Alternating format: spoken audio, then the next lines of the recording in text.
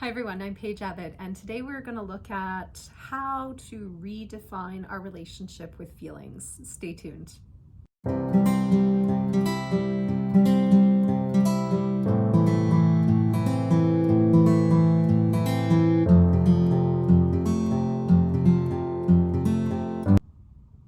So I've been thinking about feelings. I mean, what good psychologist doesn't, right?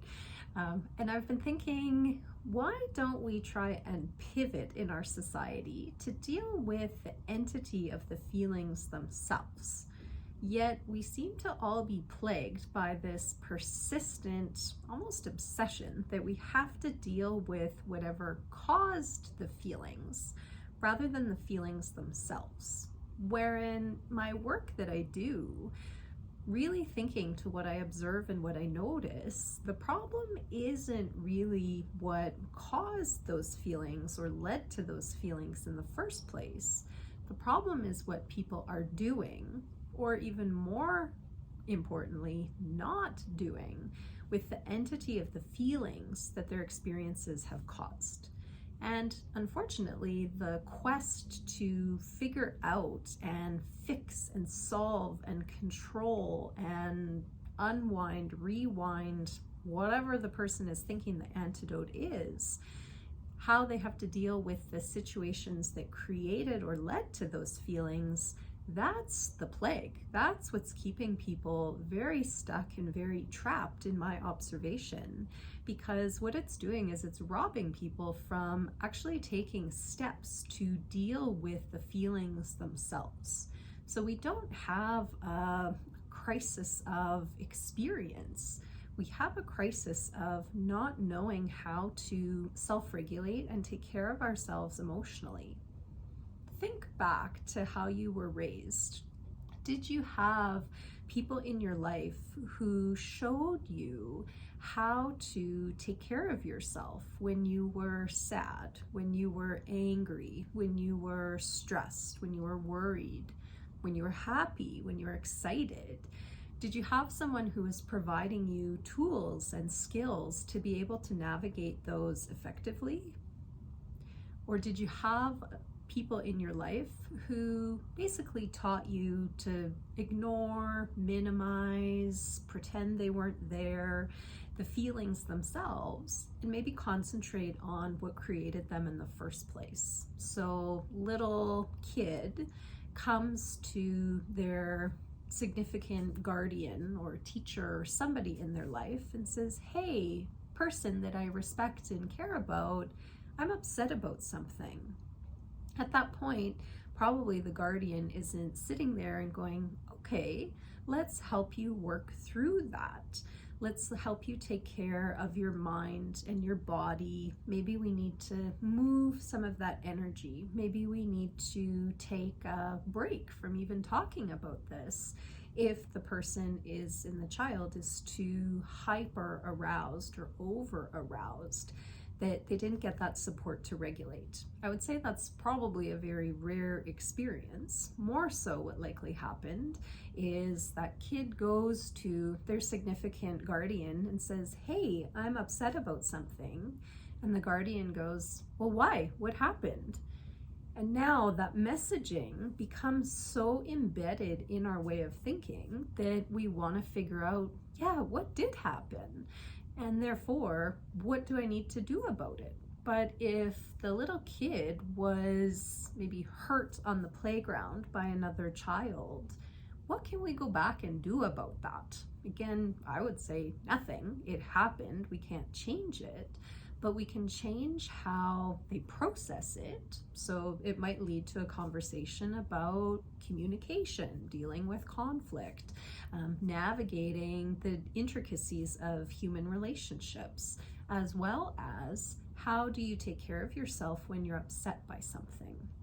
Yet our, I'd say, inaccurate quest as human beings is we keep trying to prevent the issues that are creating the feelings in the first place from happening. How's that going for us? I would say terribly. Instead, why don't we try and focus more on building up skills and resilience to allow people and enable people to feel empowered in navigating conflict and crises and difficulties in their lives. And these skills, I think, would fall under the umbrella of what is often called emotional intelligence. There's also some more newer terms like self-regulation. That's also part of emotional intelligence. Newer discussions about vagus nerve stimulation. And some of these things may not necessarily be new in our knowledge and understanding of them, but psychology and mental health, much like everything, goes in waves, right? Or trends. That certain things that were talked about maybe 40, 50, 60 years ago, kind of understood them, we knew them a little bit, but then they fall out of vogue and they fall out of common discussion.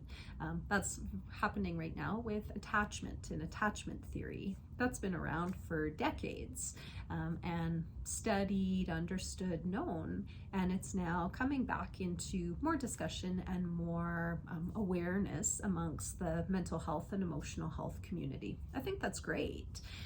However, I would say emotional intelligence and emotional regulation, while it's been intellectually looked at and studied, I would say I don't feel that it's ever reached kind of that common populace where people are really embracing that and grabbing onto that. We're starting to see a little bit more of that introduced in curriculums in schools. How full is your bucket? Those sorts of ideas that teaches children about emotional awareness. And I think that's a great foundation to build those emotional tools. But for most of you watching, I would suspect that you come from a generation and a time where you weren't reading how full is your bucket at school. You weren't being shown how to regulate yourself or how to take care of yourself emotionally. So here we are in an age where there's a crisis of feelings. We all have a bunch of energy within us that comes from our daily experiences, our memories, the things that are going on, and we don't know what to do with them. I wish I could solve all of those problems for everybody, of course. However, I'm one person and I can share a little bit of information with you that I hope can get you thinking and also acting in a new direction.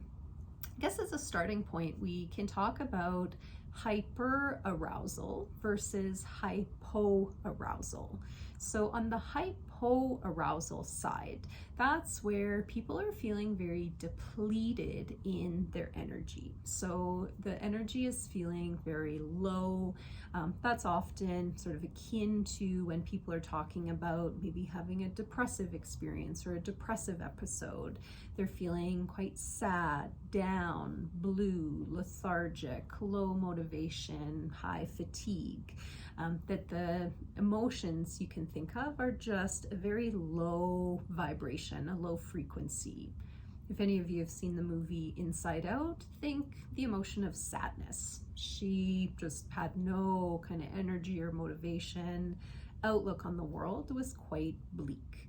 So let's look at how to move forward through a hypoarousal state.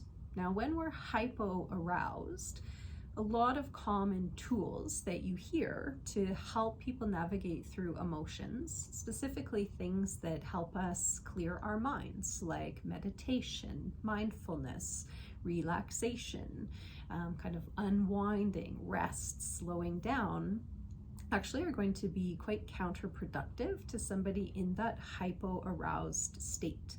Their energy is already depleted and running on that low vibrational frequency. So someone who's hypoaroused actually needs to engage in activities and pursuits that stimulate and engage and get the system moving again at that higher vibration and frequency. Now, we're not looking to overcompensate and bring someone over here to this part of the frequency channel where they're vibrating and the energy is flying at a really high vibration. So now we're into almost like a manic sort of state where people are feeling frazzled and overwhelmed. That would be hyper aroused.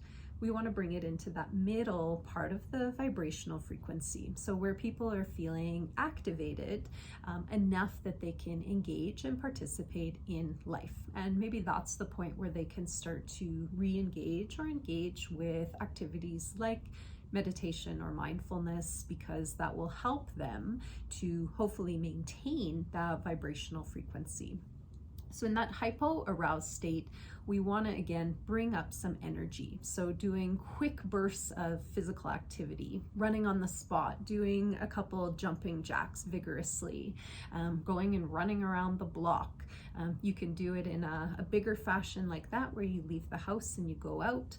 But for someone in a hypo-aroused state, that might be very difficult. So instead, they may want to do something in their own space, even just starting to move kind of arms in a frantic way, just to start getting some body movement.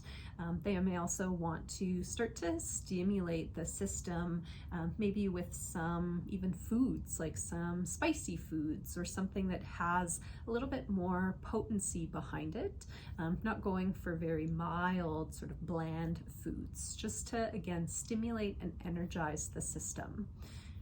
On the hyper-aroused side, again, those are the experiences where we feel frazzled, we feel overwhelmed, we don't feel like we can settle. And that's also a point where the logical, rational part of our brain checks out. It's not able to function in the way that we want it to. So in the hyper-aroused state, our goal is to start to slow things down. So for someone who's hyper-aroused, feeling very anxious, feeling very fretful, feeling like they can't sit still, they're go, go, go, do, do, do. You want to engage in things that slow you down. So mindful breathing, taking some time to do a guided meditation. If you do physical activity, making sure it's slow. So things like a gentle yoga practice or Tai Chi, things like that, that just help us start to slow the system down. These are the things that you would want to engage in that state. And be clear that we can all be hypo or hyper aroused. And so this is something that we need to keep in mind, doing those check-ins with ourselves. If you're interested, I'm happy to do some follow-up videos providing perhaps some additional tools on how to navigate the world of feelings. But for today, I just wanted to get you thinking about, let's deal with the feelings as the entity rather than getting caught up in this chase to figure out why. Because even if we figure out the why, we're still left with the entity of the feelings. And that's the skill set that most of us need to keep strengthening and building up. I wish you the best in your ongoing journey. Thanks so much for connecting with me. Bye for now.